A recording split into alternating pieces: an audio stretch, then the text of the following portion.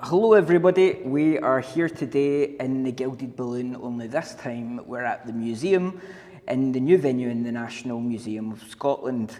It's been 3-4 years since you and I met up on the TV at Roof Garden, and I'm delighted to be once again joined by Ridley. How are you, Lee? Welcome back to Edinburgh. Thanks very much. I'm doing very well. It's great to be back in this beautiful city, and it's fantastic to eventually be back at the Fringe. Absolutely, and your comedy stylings here the last time were, I think, the talk of the city that year, and from the look and the number of stars on your poster, it's happened again for you, so great to have you back. I'd love to know, tell us a wee bit about your show this year. For a start, I'm very proud of the title of my show. In fact, I took the rest of the week off work after thinking of that. The show is basically a look back at my life, since I won Britain's Got Talent, and all the random stuff that has happened since. And that includes dancing with Paul from the Chuckle Brothers at the Royal Variety Performance After Show Party, which was definitely a career highlight. So did you lead? Because I think he would have 2 left feet. I don't think either of us knew what we were doing. That's a good, it's a good way to live your life, though, not really knowing what you're doing. So tell me, of this year's show, Cerebral Palsy, who, what and where do your jokes take aim at this year? I think my show is pretty varied this year. There's plenty of amusing stories, such as the fact that people always seem to get my name wrong. The main reason that I chose a stage name was so I would stand out from the crowd of all the other new comedians when I was just starting out. I thought it would make me more memorable. But you'd be surprised at the many variations of that name that I have called. People have called me all sorts. From no voice boy, to misplaced voice man, to the guy with no voice. I suppose it doesn't help your search engine optimization when people are trying to find you. But I tell you what, your show and your comic stylings definitely are memorable. For those who don't know, tell us then a bit, seeing as your show goes into it, tell us a little about your history with cerebral palsy, and you know how your shows work when you're on stage. I was very ill when I was 6 months old, and I developed cerebral palsy as a result. It affects people in different ways, but in my case, it means I have no speech. My right side of my body is weaker than my left, and I walk like a zombie out of The Walking Dead. Obviously, this causes problems for a comedian. Let's face it, being a comedian, when you can't even speak, is a pretty messed up idea as well. Just imagine how shit I must be at everything else if this was my most viable option. But, despite that, I have managed to make it work. I just store all my material on an speech app on my iPad, and then I just press each bit of material when I want to say it. I read an interesting fact about an encounter you had with Ross Noble, and that, I hear, kick-started your career. Can you tell me a wee bit about that? I went to see a Ross Noble show at the City Hall in Newcastle. During this particular gig, he did a very funny bit all about Stephen Hawking, which included doing an impression of the way he speaks. The whole thing was hilarious, and I wanted to tell him how much I'd enjoyed it. After the show, I was waiting for him at the stage door, trying to type something out to say. Suddenly, I saw him come out of the stage door before I was ready. Panic set in as I wondered what I was going to say. He walked right up to me and said hello. In that moment, I typed in, "Do you want to see who can do the best Stephen Hawking impression?" and pressed the speak button. Thankfully, he saw the funny side and roared with laughter, and I felt so great. I had made one of my comedy idols laugh. If I could do that with such a good comedian such as Ross, surely I could make other people laugh too. So I started to think about becoming a stand-up comedian myself. And that, he definitely is one of those big belly laugh type guys. So I bet that made you feel absolutely brilliant in that moment. So speaking through, sorry, let me start that again. Speaking through a machine, you're in a pretty elite group of personalities. So I have to ask, how do you get on with the likes of Siri, Alexa, and Cortana? If you and your voice assistant had to choose, would they be friends, enemies, or frenemies?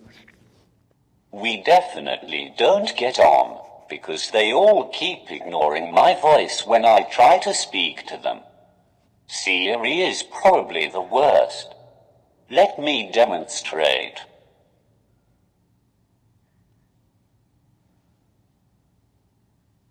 Hey Siri, play me my chill out playlist. Sorry, I can't understand you. I said, play me my chill out playlist. Can you try that again? For God's sake, Siri. Sorry, I can't understand you.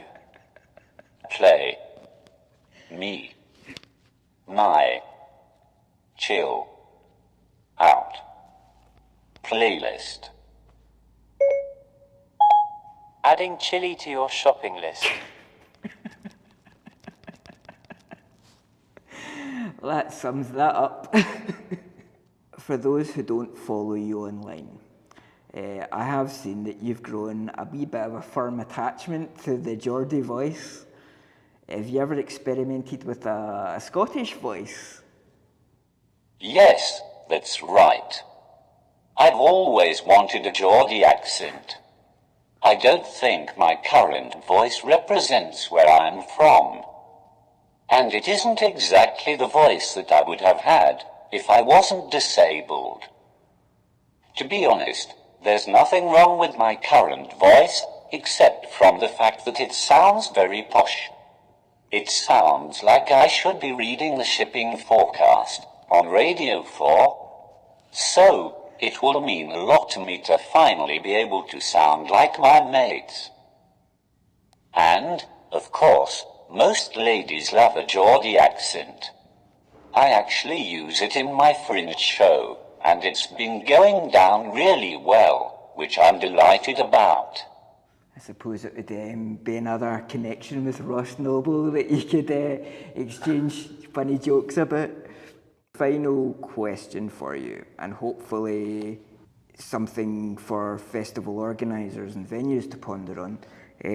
A lot has been said about the accessibility of the Edinburgh Fringe Festival.